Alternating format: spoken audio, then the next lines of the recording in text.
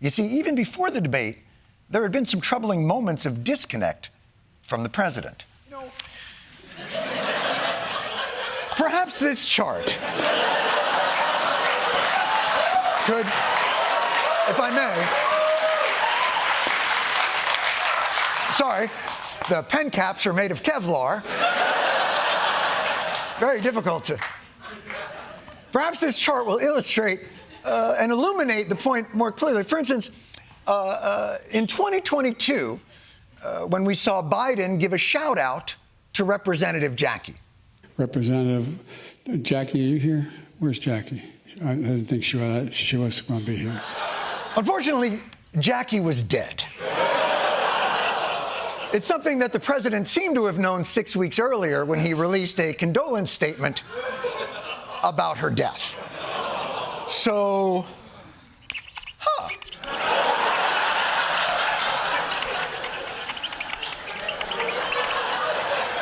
Then there was the recounting of a recent conversation that the president had had with his counterpart, the president of France.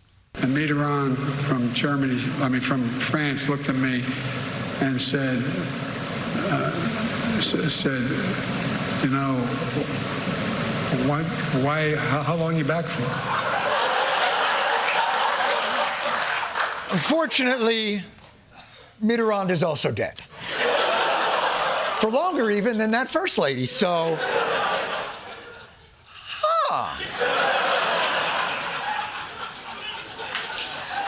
And even on teleprompter, things continue to. The percentage of women who register to vote and cast a ballot is consistently higher than the percentage of the men who do so. End of quote. Repeat the line. At the Catholic school I went to was a guy named Riley, last name. 4 more years. Pause. 4 more years.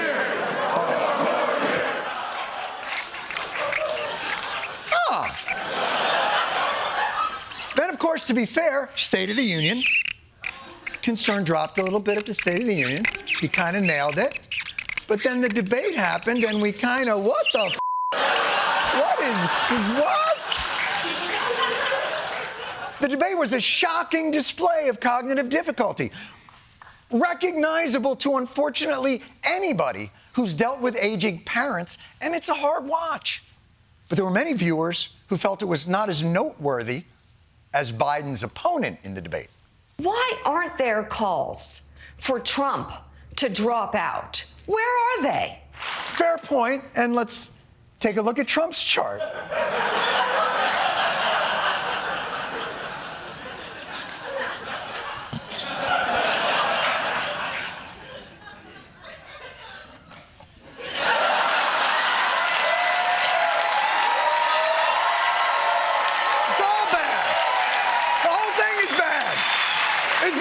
It's been bad since he started with grab him by the pussy. I mean, what are you going to do? The whole thing's been bad. The whole thing. The big story of the past week, a national crisis with global implications. Somebody shit in the bed in Gwyneth Paltrow's guest house. A house guest of Gwyneth Paltrow's Hamptons home suffered, quote, catastrophic diarrhea in bed. The house guest then blamed the disaster on Ozempic before fleeing the property. Wow. Is one of the side effects of Ozempic not caring about cleaning up the diarrhea you get from Ozempic? Why would you run out after that? If there's anyone who would be sympathetic, it's the woman who tells you to squirt coffee enemas up your butt. And pardon my word choice here, but I want to sit in this mess for just a minute because it brings up an interesting question. When you the bed as visibly and as nationally as this guest did, should you stay in the house? Or is it time to leave? I know that some people would say that the guest just had a bad night. He's a decent man with a lifetime of service as a house guest, and he's earned the chance to stay and clean up his mess. But the thing is, we all know he shit the bed. We can't unsee him shitting the bed. And now every time we see him, we're going to be wondering, is he going to shit the bed again? Are we still talking about the house guest? All I'm saying is Gwyneth has every right to be skeptical about inviting this house guest to stay over again for the next 4 years or so. I mean, it might be too late in the summer to get another house guest. There's plenty of time to get another house guest. Okay.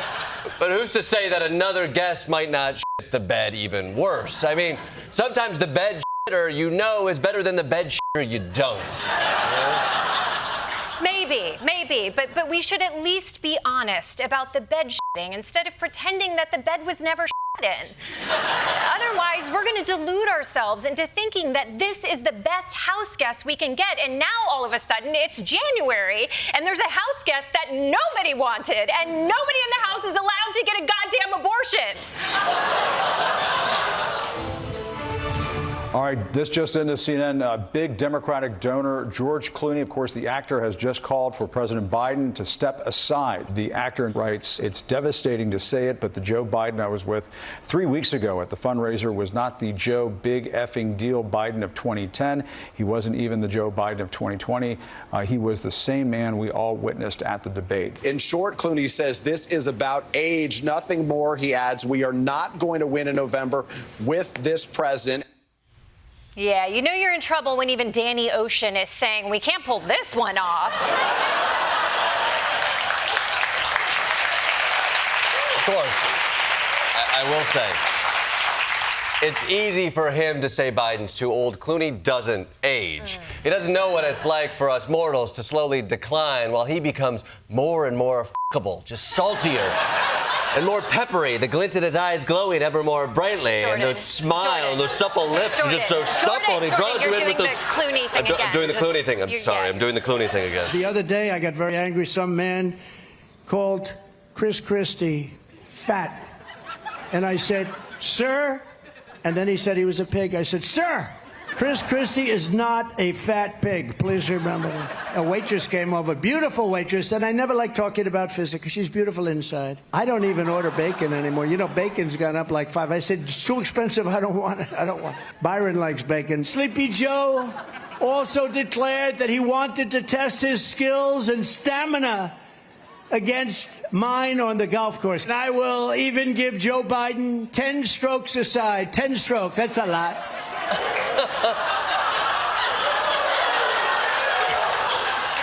Joke's on you, Donald Trump. Joe Biden's already had 10 strokes.